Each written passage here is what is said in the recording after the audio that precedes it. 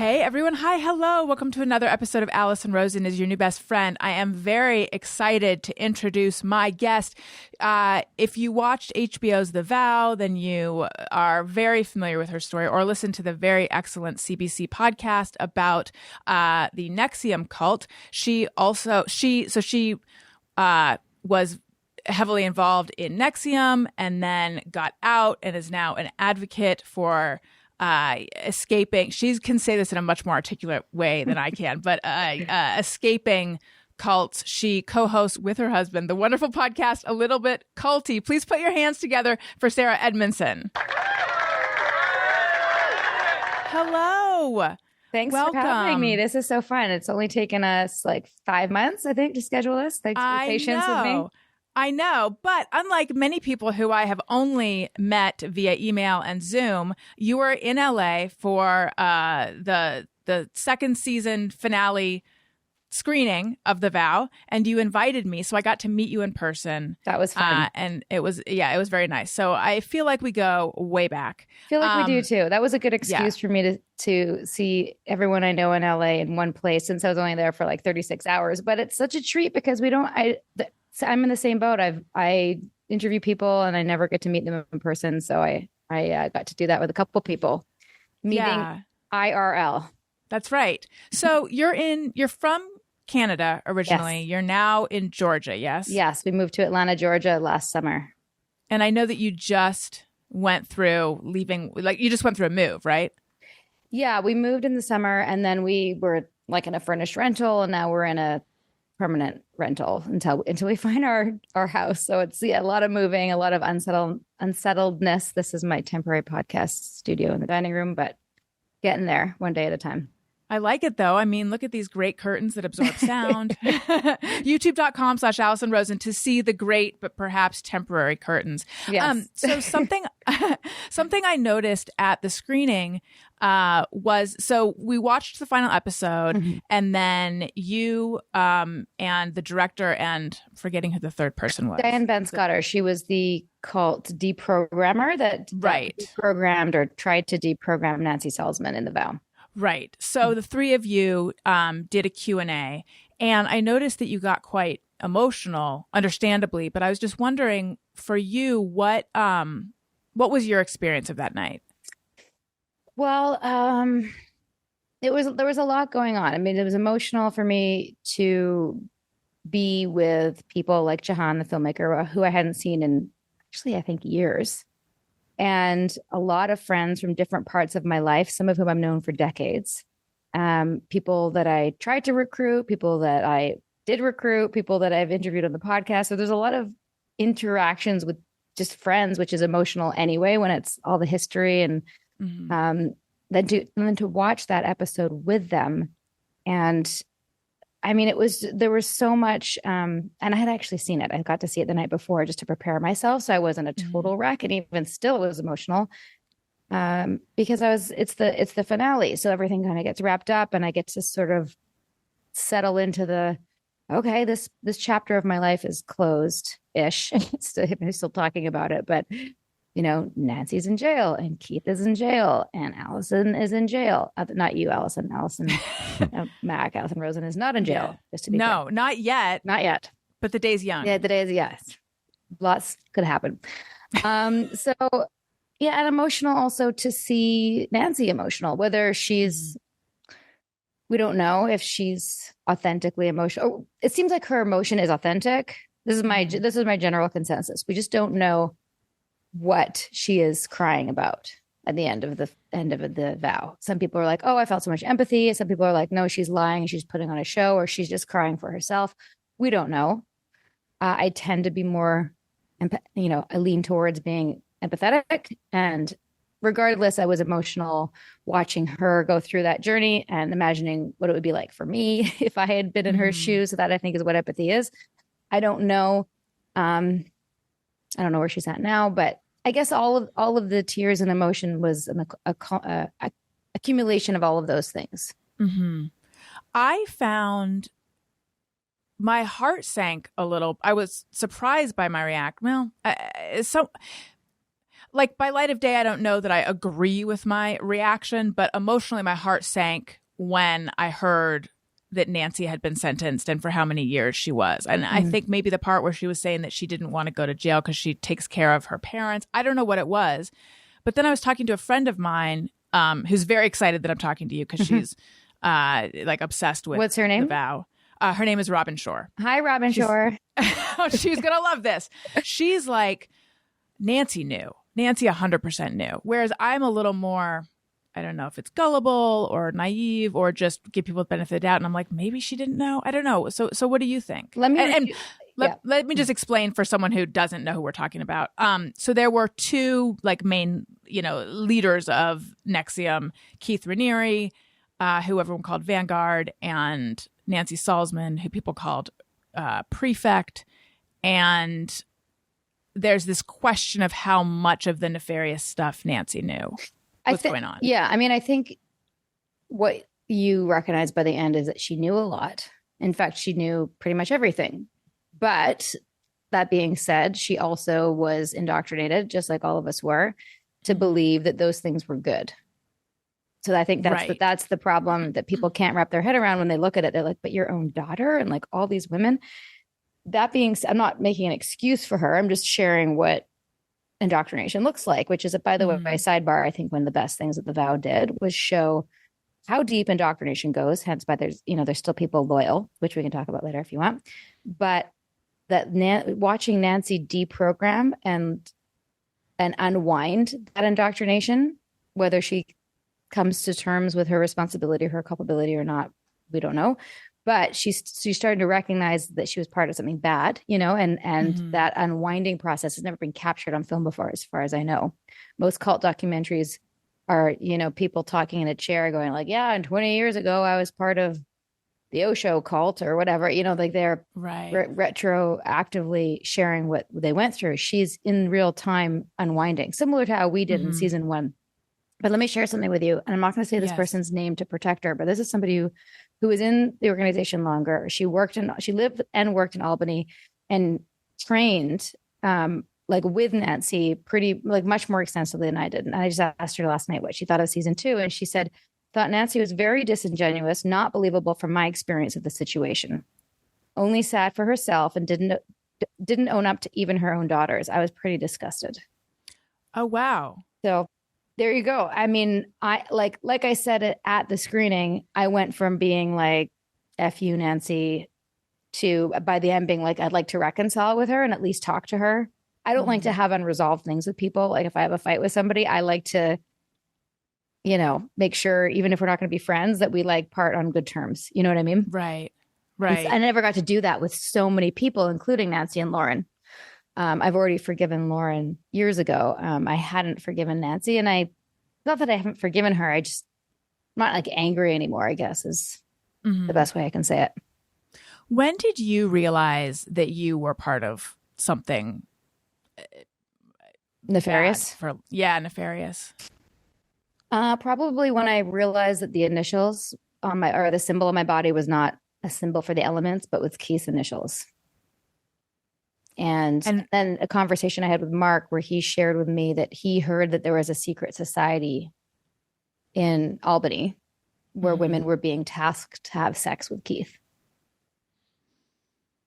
So I was part of the secret society, but I hadn't heard about the sex yet. So I was like, oh, fuck. And he didn't know about the branding. So that was the first time we had an open, honest conversation about what we both knew, and which is how Keith got away with things for so long. Everyone was siloed with secrets about what they were doing with Keith. So nobody like, it's like the right hand doesn't know what the left hand is doing. Right. By design. Yeah, by design. When Mark told this to you, were you incredulous at all? Or were you like, was it like an aha moment? It was an aha moment. Wait, what's the NXIVM name for an aha moment? Integration. Yes. Was it an integration? It's a huge integration. I had a big integration. It's so ironic. Keith used to teach us like how to sell this, how to sell the curriculum. And he would say, you can't tell them you can't tell people what it's going to be like because it's an experience. You have to experience. You can't tell people what it's like to ski. They have to go skiing. Right. Right. So the best thing you could do is come up with metaphors like the one I just used. And the metaphor, so I got good at that without even thinking about it.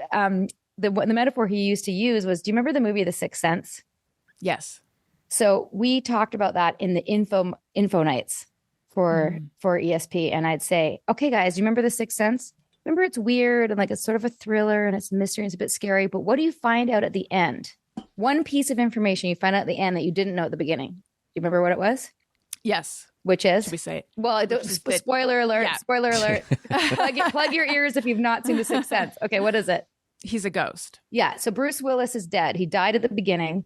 And all the scenes throughout the entire movie, he's a ghost. And that's why his wife's not talking to him. It's not that she's ignoring him. She can't see him. And this is me explaining it in the information night. So you now play through the movie in your head. And actually they show scenes in the movie of what's happening. You go, oh, that's what's going on. He's a ghost. So ironically, that's what happened with me. But it was like, oh, Keith's a sociopath. And then I'm like, and then I replay my whole 12 years going, that's why he didn't want a proper website. He didn't really want to grow. He just wanted enough fresh pussy to keep his, dick wet? Yeah, dick wet. Let's just get his, I could say that shit on this podcast, right? Yeah. The graphic and gross. Is limp dick wet? Yeah. That's what he needed. Sorry. Wait, I didn't know he didn't want a website. Oh yeah. Like he didn't want to be tracked, or what was his reluctance? He just like honestly, I think he was stuck in the 70s or like early 80s. In many ways, there's some people have a theory that he just didn't want to grow too much, because if you grew too big, it'd be under too much scrutiny and he'd be found out. Like I had an in with the head of Lululemon, who were looking for a new personal development program. They'd been doing Landmark, which by the way is, my opinion, a little bit culty. Oh, it's definitely a little bit culty. Episode coming on that soon, recording it tomorrow, which I've been waiting for like 2 years, but I've been trying to find the right person to interview because nobody wants to talk about it. Anyway, sidebar. So Lululemon was looking for a new personal development program. Nancy came to Vancouver, met with them, and they were like ready to take the next step. And Keith's like, yeah, they have to fly to Albany and take a 16-day training. And then they can decide. And I'm like, can't we go to them and do like a couple of days and see if they like it? Nope. So it's that kind of thing. He just didn't, he thwarted growth. Right. Yeah.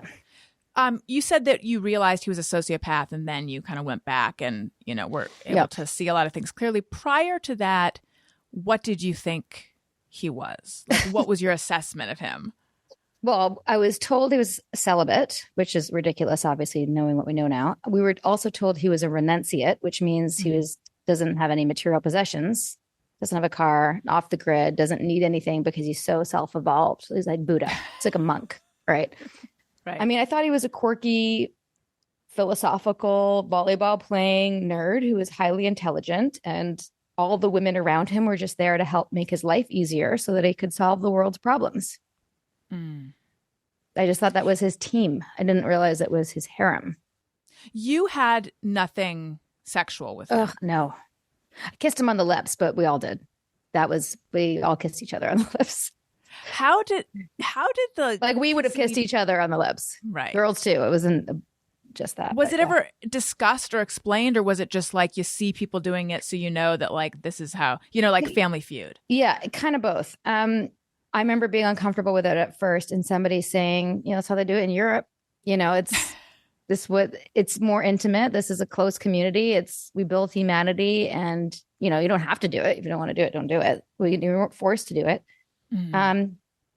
I actually, not him because I find him gross, but like I don't mind lip kissing as long as people are healthy.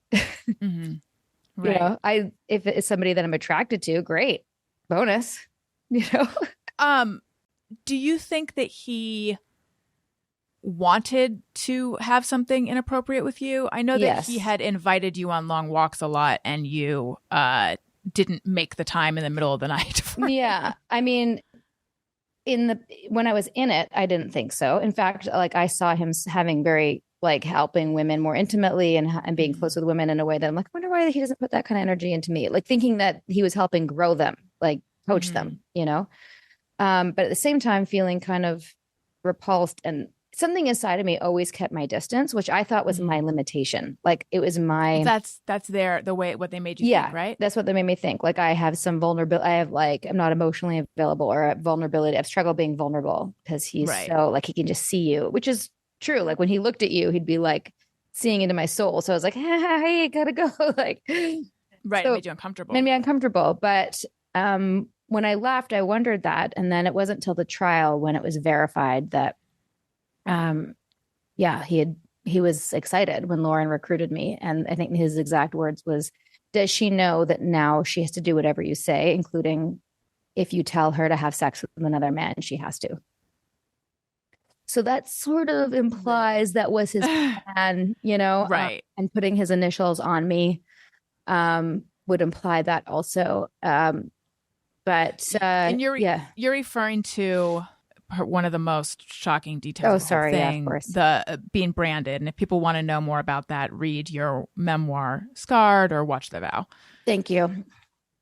Yeah, that was, obviously I wish I'd made different choices, but the silver lining of it is that what woke me up ultimately and allowed me to have the awareness integration that Keith is a sociopath. I mean, who does that? Who starts a personal development program and then starts a secret society within that for women and extorts nude pictures and then puts their initials on the women, including married women? Like if a group of women around him wanted to put his initials on their crotch, great. But like, don't lie to other women who also are married and put this man's initials and say, oh, it's a symbol for the elements. And how did you realize it was his initials? This part's a bit of a blur. It's in the book because there's a couple things that happened in a very specific order. I think Mark and I spoke. And then the same day, I told somebody, I forget her name in my book. I changed her name. She was one of the slaves. I say slaves with air quotes underneath me that had been put there by Allison Mack because once I was in, I was told that I had to have slaves. So she was my first. And I said to her, she hadn't been branded or anything. And I said, listen, you're not going to Albany. You're not getting branded. And I showed her because I just had my awareness. I had my Bruce Willis's dead awareness.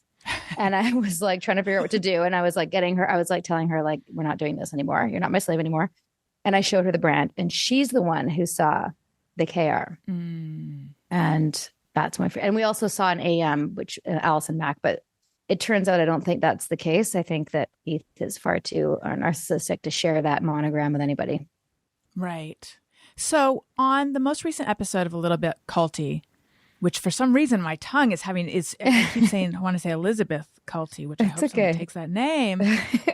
Your husband, Nippy, says that he's talking about how when he was growing up, he had leaders and athletes on his wall and things. And he thinks that Keith studied psychopaths because he realized he was a psychopath. Yeah. Or he realized he was one. It's it's a chilling moment when Nippy says this. Do you agree? Do you agree that Keith was that aware of what he was? I do. Yeah, I do. And I believe that he planned this for a long time. What I've learned, and there's debate whether he's a psychopath or a sociopath. I don't know. I'm not an expert in that field. But one thing he ironically taught us is that sociopaths, in his model, he called it a full suppressive. A full suppressive loves the long game.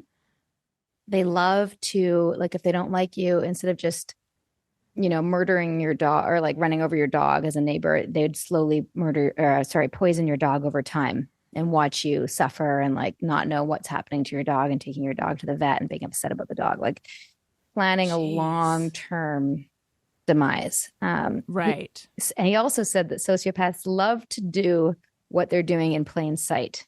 So you'd never suspect them. And you think he was just talking about himself? Oh, yeah. 100%. Oh, that's... Ugh. I know. It's really creepy.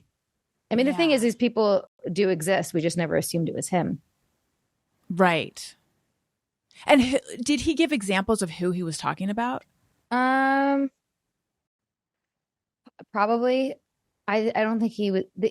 We did this thing in NXIVM or in ESP. It was we're stay out of content and stick to process was a term that was used a lot. So you give you the concept and then you'd have to look for it yourself. Right. They give you a strategy. There's another thing that he taught us called shifter strategy, which he was also doing, which is it's things like a company that makes beauty products that possibly cause, have carcinogenics in it and cause cancer. That same company is owned by another company who creates the chemo to fix the cancer. Is an idea of what people might call a shifter strategy. Wasn't that part of his justification for not picking up litter? Yeah. Yeah, that's exactly it. He thought that recycling was a shifter strategy. This is one of my favorite mundane, insane details. I know. He thought that recycling was, this is like, and I'm an avid recycler, so I'd like bring home my kombucha bottles and like recycle them outside of the center, like at my, where I was staying, because I'm like, you're crazy. But anyway, he thought that the people who created the problem were benefiting from the solution to the problem. And that was a shifter strategy, which is what he was doing. He created the problem in us. We felt like we were broken, we were deficient, and now we needed the curriculum to fix it. So he was doing a shifter strategy on us while teaching us shifter. Did you meet people who, I mean, I know that your stepmom and your mom as well, but like, how frequently did it happen that either you would bring someone in or just someone would kind of come in and then they would just be like, nope, not for me, and then leave? It happened, but it wasn't that frequent. I remember I brought a friend from Vancouver, and she had a great time in her 5-day. And then she went back to Vancouver, and I guess she researched, or her partner researched, and she reached out to me. She's like, I don't think this is good, and I think it's a cult or whatever. And I'm like, you just had such a great time, clearly. And the thing is that they prepped us for this type of thing. Clearly, you've changed. Your husband doesn't like it, and now you're looking for reasons. So like, I felt sad for them. I never thought that there was anything to those claims until later, obviously. I mean, an interesting aspect of all of this, and I think it's used artfully by the makers of the vow, who did such a good job, is that at the beginning, it's like my husband and I were like, I want to join this. I want to do the EMs. I want to take control of my life in this way. And like, you completely see the appeal. And even in reading your book, which by the way, we're going to give away a copy. So stay tuned for details on that. a fun giveaway. Giveaway. Yeah. Tony, play some kind of sound effect. Hi, Tony. Hi. Yes, I'm here. Play some kind of sound effect to indicate the later giveaway. That's pretty good. Perfect. That makes me want to enter the giveaway. It's working. Yeah. My question is, so the tech, that's the name of the stuff that you learned. Like, how do you feel about it now? Do you use any of it? I mean, some of it seems to have some value, question mark. This is, again, that's a debate in the NXIVM world. It's not, there isn't a consistent response to this. My response is that Keith stole from a lot of modalities and basically went into a spiritual bookstore and highlighted the best of the best. And then repackaged it in a curriculum, mixed in with some major strategies for manipulation.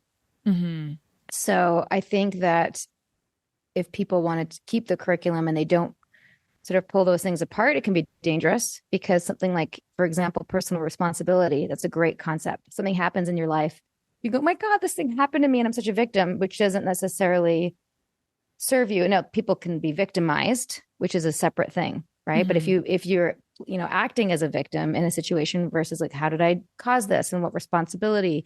Like, if I'm going to apply the NXIVM tenets to what happened with me, I would say something like, I could have said no, and I could have asked more questions. Well, actually, that's not true, because I did ask questions and they said I was being controlling. Suppressive. Right. Yeah. It's being suppressive. Well, controlling when I was asking questions. Part of my journey was to not ask questions and just do the process. Right. Right. So taking personal responsibility in a situation, anything in your life, you can look at like, how would I have handled this thing differently? And like, what expectations did I have that weren't met, versus this thing happened. That can be helpful. But if you actually are being abused, there's no way to hold somebody accountable, because it's always your fault.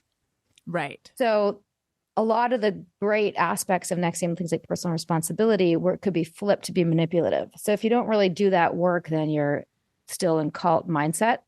Nippy and I spent a lot of time going like, okay, what's this particular tool? Where'd it come from? Can we still use it? And we just know that didn't come from Keith. I don't use anything that came from Keith, because he's a sociopath. So yeah, I was going to ask, like, what have you had to unlearn a lot of things? Yes. Yeah, for sure. I've had to unlearn a lot of things. And some things happen very naturally. Like, it was just part of our training that if we met somebody, we'd automatically be scanning for which program would be a benefit for them. Where could I, like, if I met you, Allison, I'd be like, okay, she's a podcaster. She wants, like, what are her goals? But like, try to figure out what your limitations are. Where are you stuck in your life? And then I'd show you how our 5-day could help you with that thing. And so to leave and to not be meeting people and scanning them for what curriculum they would, money too, but it was also like, how can I help them? I mean, I was seeing it as like, which program would help you in your life? And the fact that I got paid to do that, I mean, it was great. But what I said was cynical. You make the point in the book that Barbara Boucher kind of gives you a way of thinking. Because at the beginning, you're like, but I don't want to get, or like, why is that okay for me to get a commission if I enroll people? It feels like making money off of my friends. Right. And they give you a different framework to look at it. Like, but you're helping them. Why, and you're providing value. Why should you not be compensated for value? Yeah. And that's true if I was truly helping them. Like, I don't think that's a problem. That being said, I don't ever want to make money off my friends again. Even, like, asking my friends who are fans of the podcast to join Patreon feels funny for me still. But I feel great meeting people now and not be scanning them or have any ulterior motive, whether it's a positive intention or not. Just to, like, know who they are and get to know somebody without trying to, like, feed them into a program. Ultimately, did this whole experience allow, or no, let me rephrase the question. Via NXIVM, did you get to know yourself better, or did you become alienated from yourself? I think both. I think in the program, I was very disassociated. I was disassociated from myself, in that I was in a constant state of go, go, go, build, build, build, rush, rush, rush. That's been something I've really had to work hard at unwinding, because I'm just like, I'm like so like anxiety driven hyper. Some people call it a high functioning, what's the word for it? High functioning anxiety, I think it is. I don't know. There's a diagnosis, but that's me. And so I wasn't ever really connecting with myself. And they talk about in cult recovery how you have like your pre-cult identity and then you have your cult identity. And they're kind of two separate people. So even when writing the book, there was so much had happened, and when I was full Sarah in the cult identity, that I couldn't even remember, because I was disassociated, which is also what I did during the branding. I feel I completely separated from my body to get through that. Right. So, but I think in the process of getting out and finding myself again, actually was very affirming in terms of like knowing who I am and what I'm capable of and how I live and survive under adversity, because this is obviously the hardest thing that's ever happened in my life. And to know that I feel like I did the right thing in that moment is self-defining. And how did you reconnect with yourself? Like, how did you deprogram? I think I'm still deprogramming, to be honest. I've gone through different stages. At first, there's like so many different layers. It's funny because I'm kind of connecting with these two women who have recently young women who've got getting out of cults, and I'm watching them go through. I'm like, oh my God, I forgot how crazy it's a crazy journey it is. But there's different stages. One of them was just being with ex-members. Like a lot of us in the Vancouver community, we all got out together, sitting around and talking and expressing and sharing. Because when we were in the community, because I was a higher rank, I couldn't express anything that I was displeased with that would not have been appropriate. anything that wasn't like putting Keith and Nancy on a pedestal and singing their praises as like the prefect and the vanguard, right? So paying tribute, paying excessive amounts of tribute. So and also because we were taught that if you say anything negative about somebody, like if I said like, Nancy got really angry at me, that would have been so bad because I would have been speaking dishonorably about her. Even just to reflect reality. Even to reflect reality, because there must have been some reason why she was using a tone with me. And you wouldn't want to express anything that would give anyone a bad impression of somebody else. So got it. Not only could we share what happened, but I could be like, you know what? Nancy was a real bitch to me. Like that was such a relief. Oh, you mean in the afterwards. Yeah. And what I hadn't realized is that we had suppressed our emotions. Like we had really to show, especially as a leader, to make sure that people knew that these tools, the tech worked, to be happy all the time. Mm-hmm. Right? Oh yeah, there's a moment in your book where you're struggling to have your coach, people get to a certain level or whatever, and Keith is like, well, why would they want it when you make it look hard? Yeah.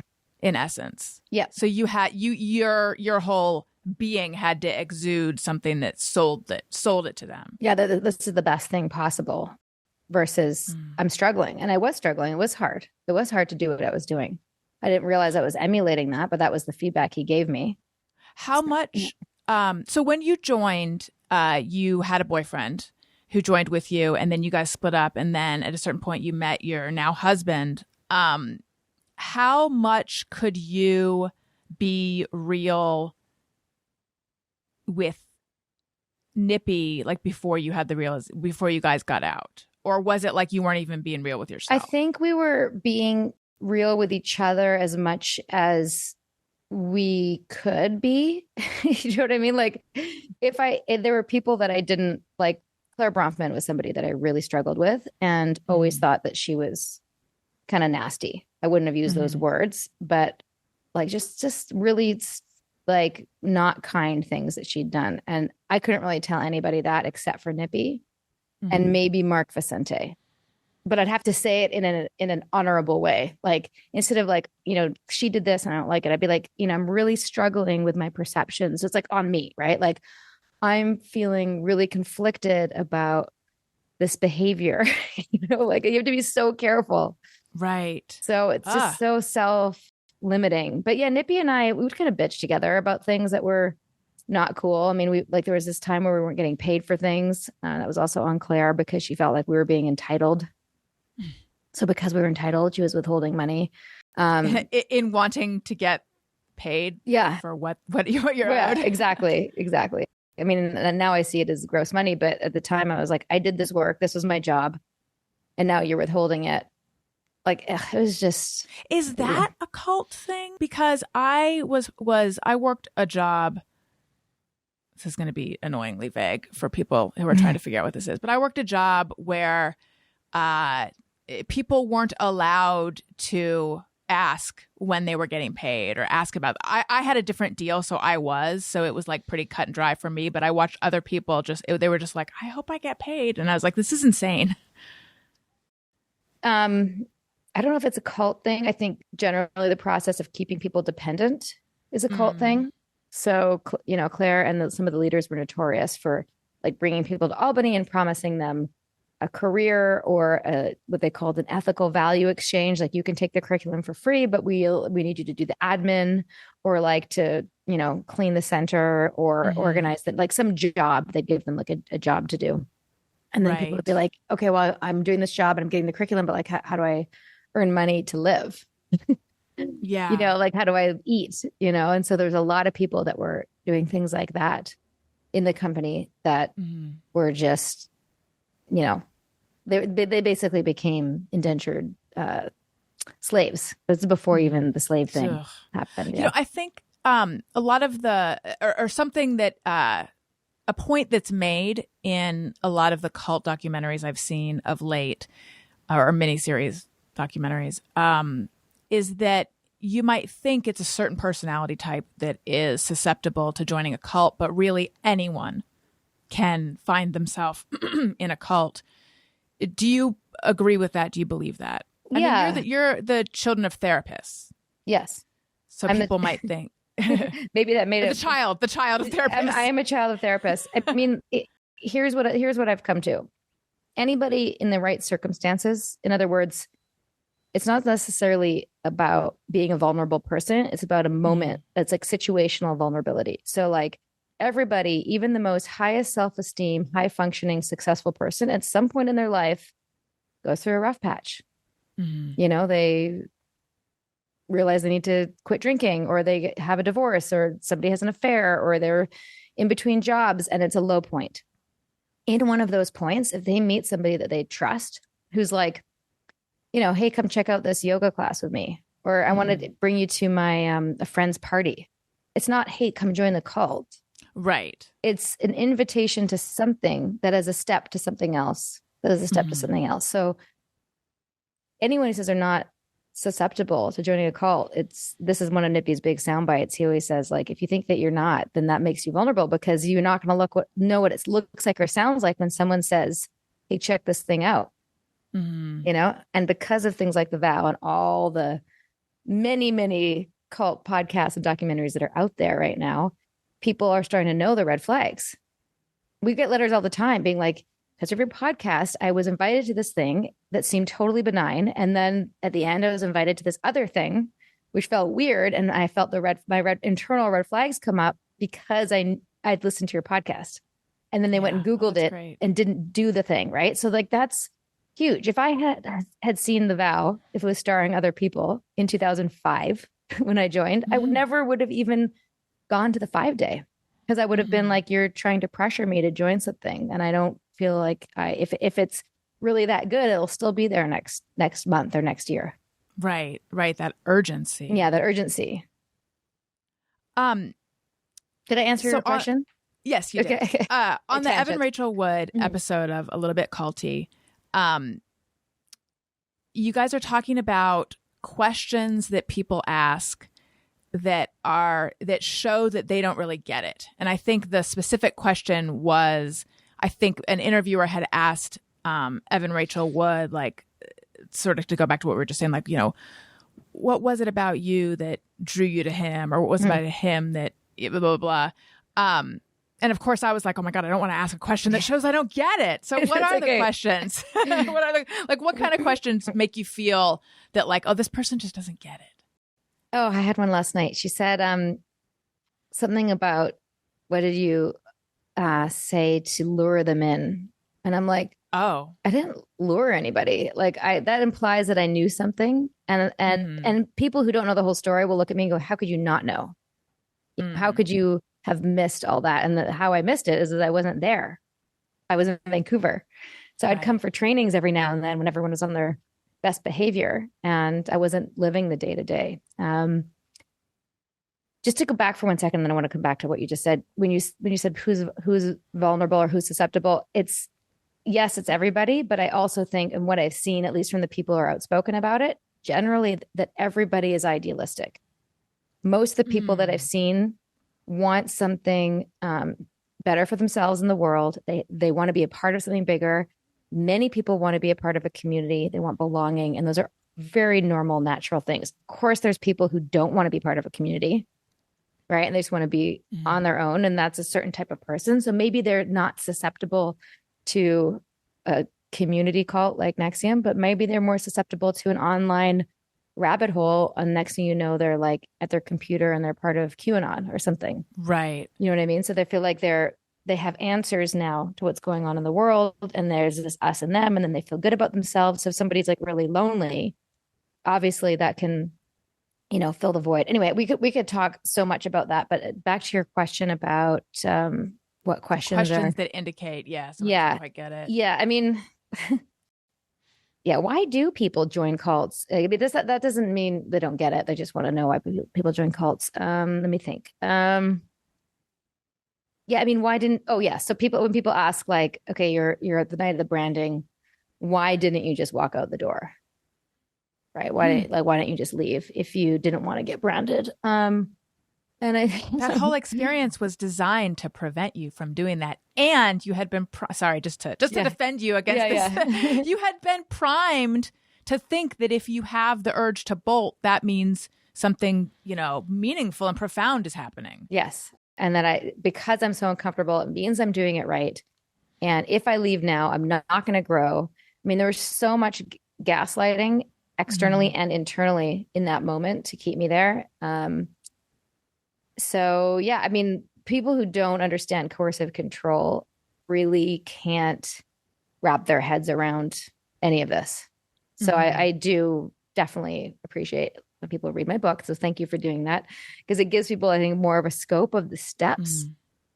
Because yeah, of course, if I had gone to my first 5 day and they said, okay, so now we're going to lie you down on this massage table and we're going to sear Keith Raniere's initials into your flesh, I would have obviously run for the hills. But it's 12 years later. 12 years is a long time. A lot of indoctrination. Right.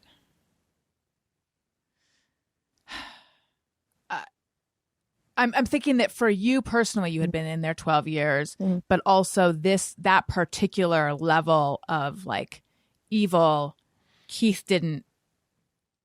Did Keith get progressively worse and more brazen as it went on? I mean, he must have, because he got caught eventually. Yeah. And we've kind of hypothesized based on what we know about this personality type is that they're just not in reality at this point, because no one's around them saying, I don't think you should do that. That's not a good idea.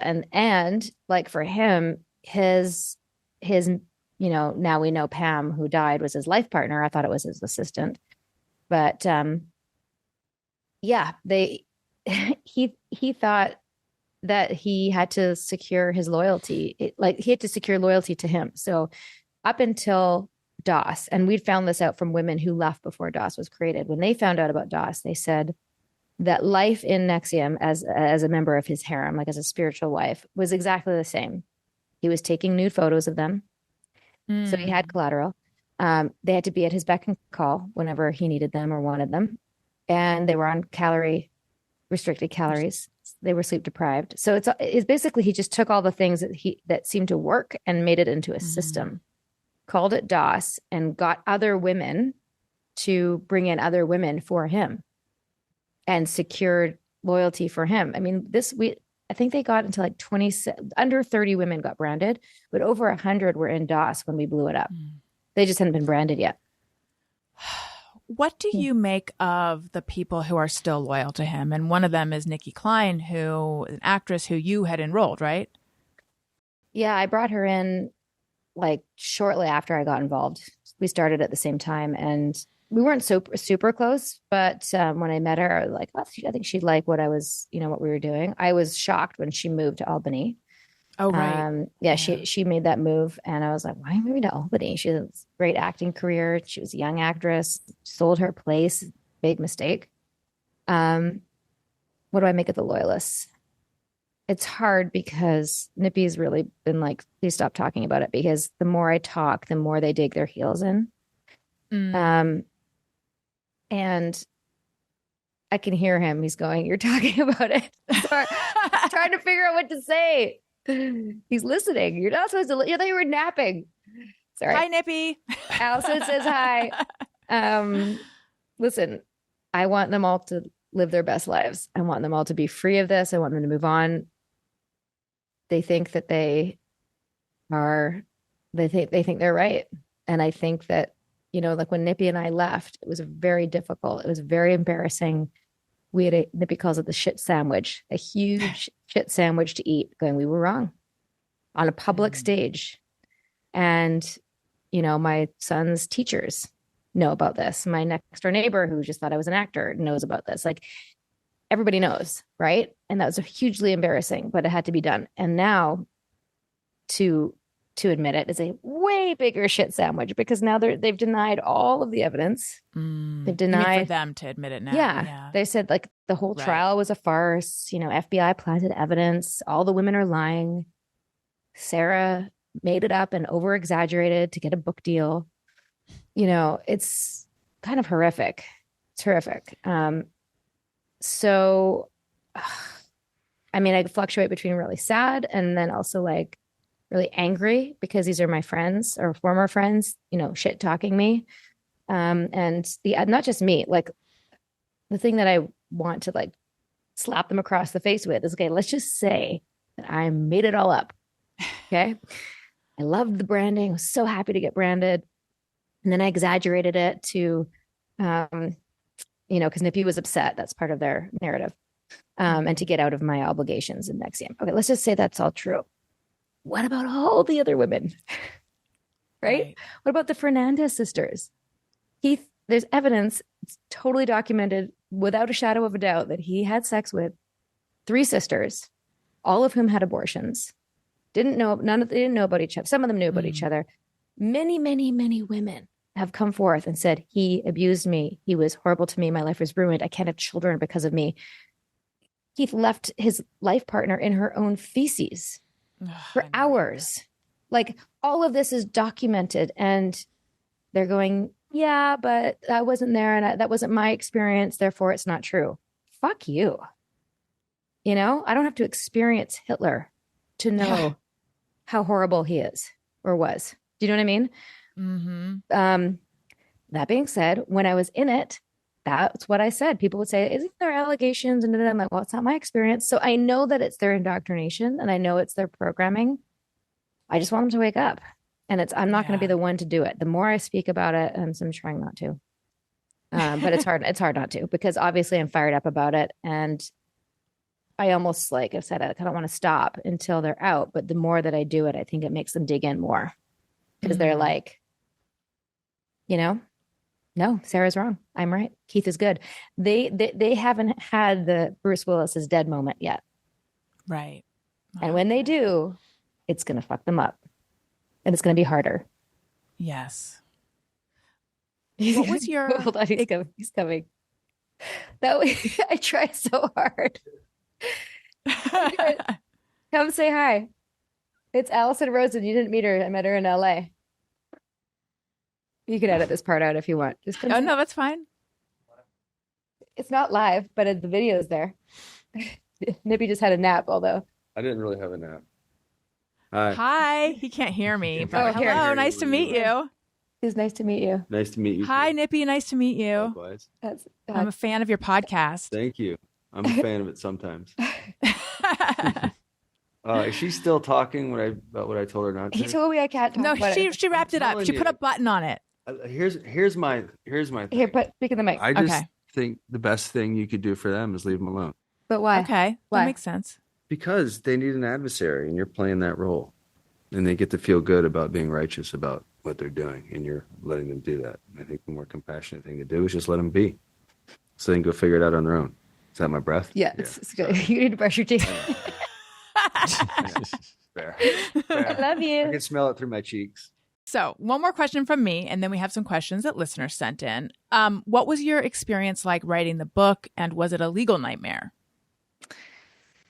My experience writing the book was actually pretty difficult because of the memory gaps. I did have a co-writer, which made it a lot easier because she drove it. And a lot of it, initially was her just asking me questions and then writing it. And then I'd look at it and make it more accurate. And then she'd make it better. It was a lot of back and forth.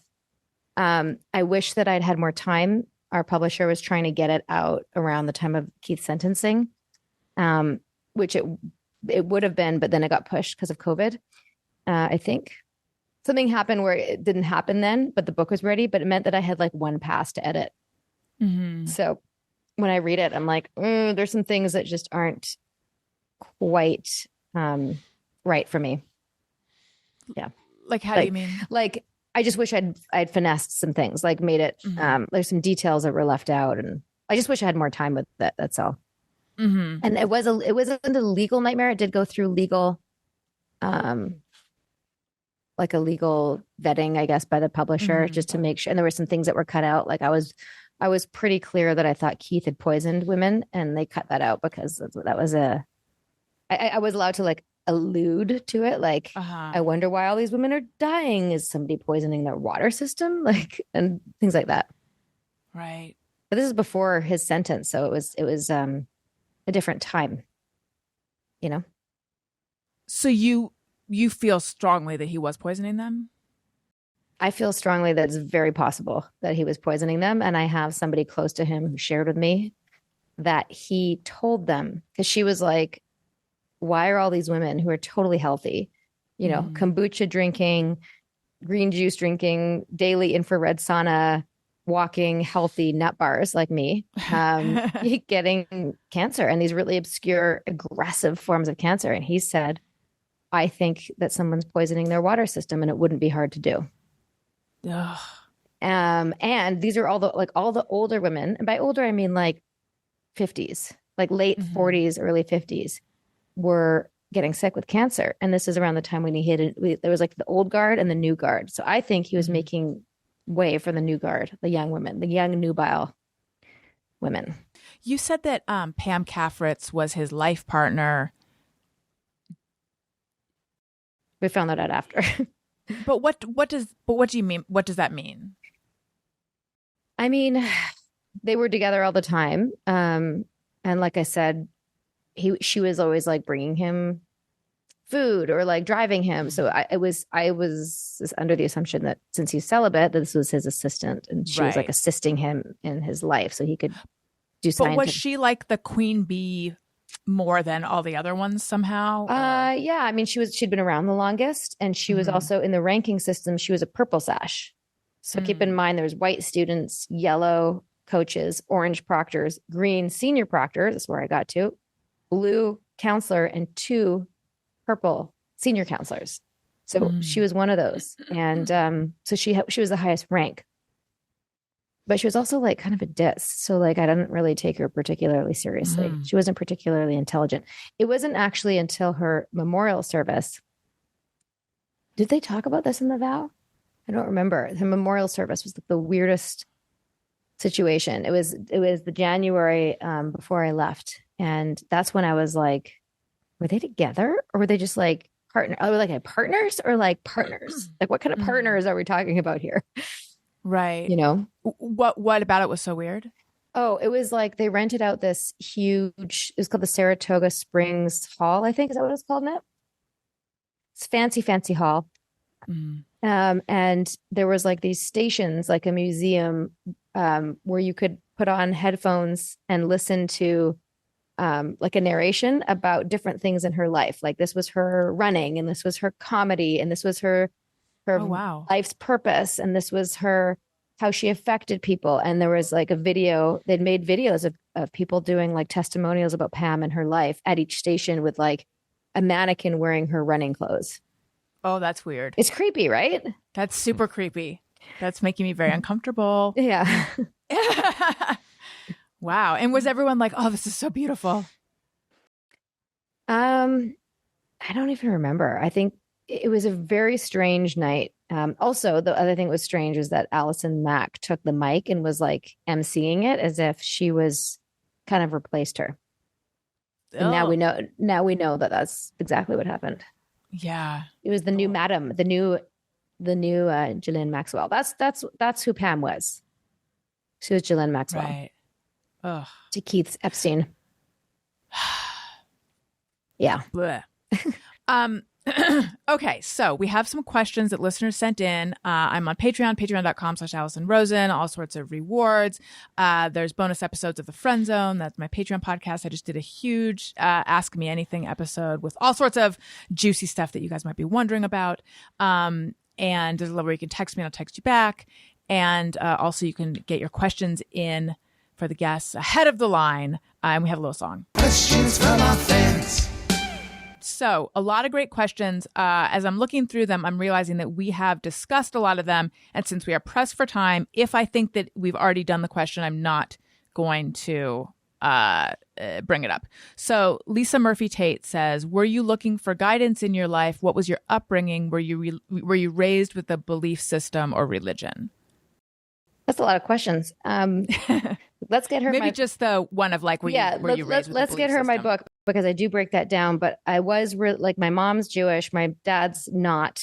He was raised Anglican, but we celebrate Christmas. So I always called myself half and half. Celebrated the holidays. Wasn't religious in any way with either of those things, which I think is partly what made me a little bit susceptible in that I didn't have like I think a lot of people, why they fall into a religion or they're raised that way is it gives them like a rule playbook for life, and I didn't have that other than what my parents had taught me, which is a lot of really wonderful values. But one of them was leave the world a better place, make a difference, have an impact. Social justice was a big part of my upbringing. So I think, I remember being a little kid and like pondering how to bring world peace, and that like big, naive, idealistic things. So I think that played into it, but also because my mom's a therapist, my dad's a counselor, I was really always talking about my feelings and my emotions and wanted to be better and to grow. Mm-hmm. I relate to that. Yeah. I also was raised with no religion. My grandfather was a psychoanalyst, so very psychologically oriented family. Which I've always said that like psychology is my religion. Like that is the framework that I use to understand everything. And yet a lot of things wanting about that, I would say. Okay. Lori Mason wants to know, what is her relationship with Lauren? So I can't actually have contact with her, I think, until 5 years after her sentencing. But because of the civil case, which she's no longer a part of, but there's some like that was the judge's orders. And then there was a civil case, but we've let her out of that. So I just have to get permission from my lawyers, and I've asked for that, and I'm waiting for it. But I think if she's seen The Vow and listened to the podcast, she'll know that I forgive her. I know that she was your maid of honor, right? At your wedding? Mm-hmm. How do you feel about your wedding now? I have mixed feelings about my wedding now. I think like at the time I thought it was really beautiful and really pretty, and it was a great party. I still think it was a great party, but I also, like any event in my life, it was like, let's have such a great time and show people who aren't part of our community what a great, fun, amazing group we are. And then they'll be like, well, I want to do this. And then they'll join. Mm-hmm. So even though it was my wedding, it was also like a recruitment opportunity. I hate to say it, but it was. And as gross as that is, that's everything was like that. So I also look back and have talked to many family members who weren't part of it that were like weirded out, and so seeing it through their eyes and being on the sidelines going like, why are these people so happy? Like we were just yeah, like, is that what weirded them out? Yeah, there's like, ta-da, like we're so happy in this thing. And I get that. Like it's kind of creepy. Lori also wants to know, oh, sorry, quick thing. We've also since renewed our vows because Keith wrote our first batch. Oh. Yeah. Yeah. There's a moment in season 2 that my husband and I, more my husband than me, but as well, walked around repeating and making fun of. And it's when Keith is like, love, if you will. And then he goes on to describe something that's not, he's just talking to the camera pontificating, but it's like what he describes is not love at all. He's like, I don't know if you remember it. It was essentially like love is that thing which, makes you put up with immense amounts of pain and go against your value. I mean, it's just. I don't remember that point, but it sounds like the word salad. Yes. Yeah, that it is. I mean, were the vows that he came up with decent? God, I'd have to go. I'm going to read them to you. Yes. Let's see if I can find vows. If I can find them, I would totally read them to you. Wedding vow. Nippy, do you ever old wedding vows handy? I mean, at the time, I thought they were beautiful. I haven't read them since. See if they're in my computer, easy access. I'll read them. Oh, Raniere vows. Here they are. Oh, yes. They're like, I see them, but they're like, it says downloading. I don't know. I'll keep looking. I'll see if this if it downloads, and you can. Okay. Wedding vow. All right. I'll move on to the last question then. Yeah. Okay. Wendy Curtis wants to know, on a lighter note, I saw you in a Hallmark Christmas movie. How did that come about, and what was your experience with it? So I'm an actor. Before all of this happened, I was auditioning and doing Hallmark movies, and I still do voiceover. I haven't been doing on-camera work since I moved because it's just too much.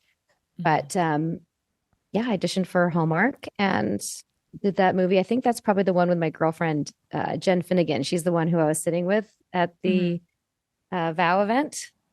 And so you would have seen me with her. And she and I have been friends since the late 90s. You can believe it. And yeah, we got to do that movie together. That was a big win and a nice little break from my cult life. I imagine so many people in your life are like, yay, we got Sarah back. Yes. Many people are like that, especially my mother. Yeah. Okay. Real fast. Let's do Just Me or Everyone. We have a song. Is it just me or everyone?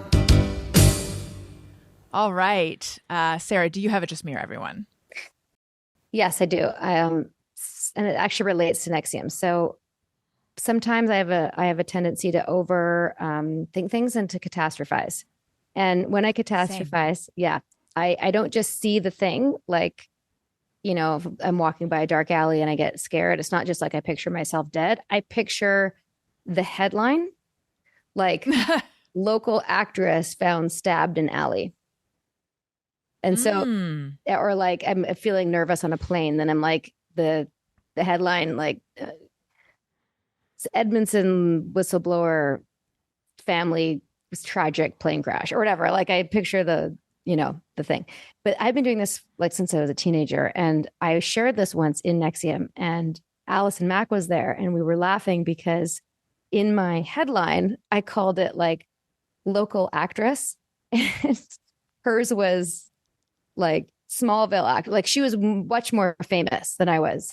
It was a Smallville actress, or like A-list or B-list or whatever. Like she was, right. You know, she had made herself bigger. She made herself bigger. And then what's just ironic and crazy about it is that we were both in the headlines.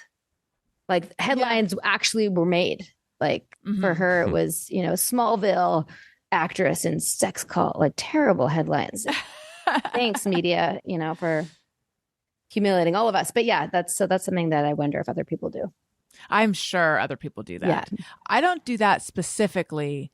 Although I do imagine, like, if something happened to me, I just imagine that, you know, oh, what a shame she was, you know, and then the glowing praise, probably. Yeah. That's what I want. Local podcaster. Yeah, exactly. World famous podcaster found dead in alley. Yeah. And then people will, like, you know, they'll discover me and they'll be like, why didn't we appreciate her when she was here? Right. Yeah. And then they could make a museum where when you die, where you go to station to station. Yeah. Yeah. Yeah, exactly. Get attractive mannequins, guys, please. Don't have the final indignity of like some fugly mannequin. Yeah. And then also, do you have a hey, go fuck yourself? Yeah. The loyalists can go fuck themselves for not even talking to me when I left and deciding all these things about me and talking shit about me when they are looking in the wrong direction. Yes. Yeah. They can go fuck themselves. Hey, go fuck yourself. I love that jingle. Thank you. It's very feels good, right? They have a go fuck yourself jingle. Yeah. We have what that chaps my ass section. Oh, I like that. Yeah. But I like that jingle better. I think we could we could say it that go fuck yourself almost every episode. I mean, oh, can I do one more? Yes. This is the one I originally thought when you emailed. I forgot about this. All the fucking child predators out there. Go fuck yourself.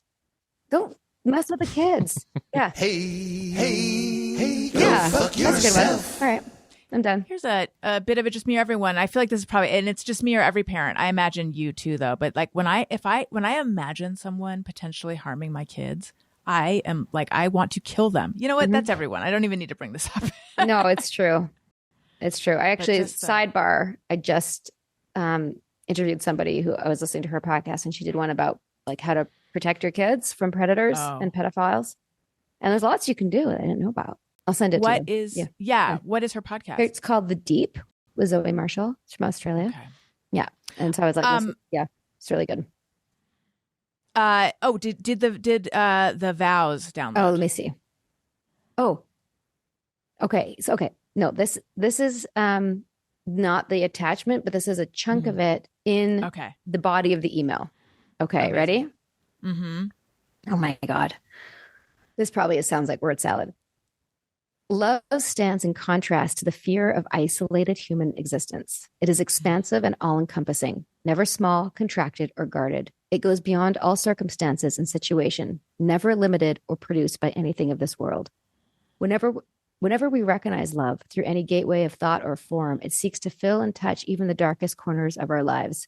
At times, this expansive power of love finds us timid in its presence, fearful to embrace our potential goodness and light. We must never shy away from love. On this earth, we are all fortunate to have each other. Each and every one of us brings a possibility of love to the rest of the world. No one is excluded from holding this torch. But the most fortunate gift of living existence is finding our love kindled through the life of another, a special other with whom we have the privilege of walking this earth. This is the vow. To me, you are my love in human form. You are all poetry, beauty, awe, and joy. In my every experience, there you are. You hold my senses in self, in beauty, in the sound of the wind. I hear your breath. In the most beautiful vista, I discover your face. With every feeling that I am, so I am with you. I don't know what that means. I vow to the end of human possibility to never forget or forsake this love. A relationship such as ours holds the deepest, most sacred human treasures. It can also bring the most trying experiences of worldly life. I vow that there will be no trial of life or test of circumstance through which I will surrender this love to the convenience of anger or fear. This I promise you to my last breath. The love I have with you is indeed that strong. You are the basis which I stand to extend love to all other things of this earth, and our union serves as the source of the expression of all love beyond myself. In practical life, I will always hold out my best for you against any and all adversity. I will fill each moment with this promise, remembering someday one of these moments will be our last, and only my very best and truly honor our time together. That part used to make me cry. Yeah. I love you with all that I know to be me, and this love will serve as my guide for the rest of time. And he had each of you say that? So he'd written Mark and Bonnie's vows, and I wasn't at that wedding, but I'd heard they were beautiful. And then when we got married, we asked if we could borrow them, and then we did. And then they became like the vows that everybody read when they got married. When I say everybody, like I knew about 2 or 3 other couples that got married in the years after they also used the vows. So that became the thing. So he did not perform the service, though? No, he didn't travel out of Albany. That preamble to the vow, Lauren, I believe, read, or maybe Mark Vicente read. So Mark and Lauren were at my wedding, and Nancy. Those are the main high-ranking people that were there, and some other people that you wouldn't know about. But Nippy was there. Mark Elliott was there. I mean, lots of NXIVM people were there, but in terms of high rank, it was Nancy, who like was grumpy and sick and stood in the back. I don't know why. I think she was feeling guilt. That's my projection, not knowing what I know now. And Lauren officiated the wedding, actually.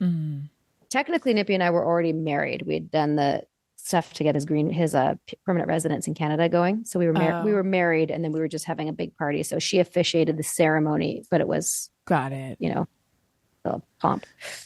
And then we read the vows to each other. Thank you for sharing that with us. That was a real treat. And actually, it was, those are emotional vows. Yeah, they were. Word salad-y. They were a little word salad-y, but moments of goodness, which is sort of how it always went. Yeah. Sarah, thank you so much for coming on the show. Thank you for giving us even a little bit of extra time. I appreciate it so much. We are going to give away a copy of your wonderful memoir, Scarred. And we had a little conversation beforehand about how to do this, because like I think I said, it's been a while since I've done a giveaway. So the way we're going to do it is, please post a story on Instagram saying what part of this episode you liked. Tag me, Allison Rosen, and tag A Little Bit Culty. Do they just write at A Little Bit Culty? Yeah. Tag at A Little Bit Culty and me at Sarah Edmondson. That's Sarah, son of Edmond with a D. Because people always forget that. And then, I would love to know what you thought of it. And then I will sign a book and send it to you. Yes. Here in Atlanta. Tag me too at Allison Rosen. And then we will choose at random. And this is going to come out on a Monday. And we will choose by the following Friday. Perfect. So you have 5 days to enter the contest and win an autographed copy of the book. Sarah, tell everyone where they can find you, plug everything you'd like to plug, please. Thank you. I'm on Instagram, Sarah Edmondson, a little bit culty. You can get my book on Audible. I narrated it, or you can buy a hard copy wherever you buy books, Amazon, Barnes & Noble, or wherever you go. Also, if you are a cult survivor and you need resources, or you think you might be in a cult, go to littleBitCulty.com/resources. There's lots of places to go there. I'm not a therapist or an expert, but I recommend a bunch, including #IGotOut, which is the social media movement equivalent of #MeToo for survivors. And I'm very passionate about all of that. And I think that's it. And if you like what you're hearing, or even if you don't, please make sure you're subscribed. Tell a friend. Leave us a nice review on Apple Podcasts or wherever you're listening. It helps out the show immensely. Follow me on social media at Allison Rosen on Twitter and Instagram. Listen to my other podcast, Childish. It's my parenting-ish podcast. And I'm on Cameo. I already mentioned patreon.com/Allison Rosen. Subscribe on YouTube, youtube.com/Allison Rosen. That is a lot of stuff. Tony, what about you? It feels weird to speak because I was just trying to stay out of the way here. Just the normal Twitter and Instagram at Tony Thaxton. Bizarre Albums every Tuesday. Wonderful. Sarah, thank you again. I really enjoyed talking to you. Same here. I really love talking to you. I appreciate your candor and all of that. And I'm glad we finally got a chance to connect. Same here. Listeners, thank you for listening. I love you. You matter. Goodbye. Hey, do you know about the Allison Rosen show?